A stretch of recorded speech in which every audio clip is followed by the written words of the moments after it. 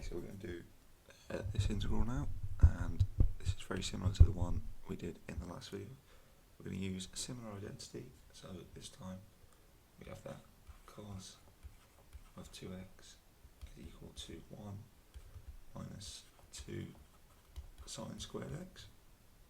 Rearranging this, we get sine squared x is equal to 1 half minus 1 half cos 2x. So this integral, let's call it I, say,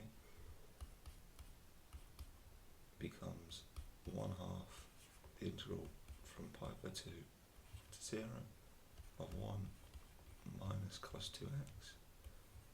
With respect to x, just integrate this term by term, so that's 1 half, and then we get x minus 1 half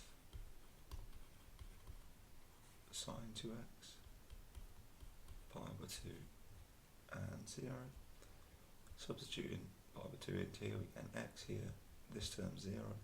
Obviously sub and 0, we get 0, and 0 in here, we get 0 again.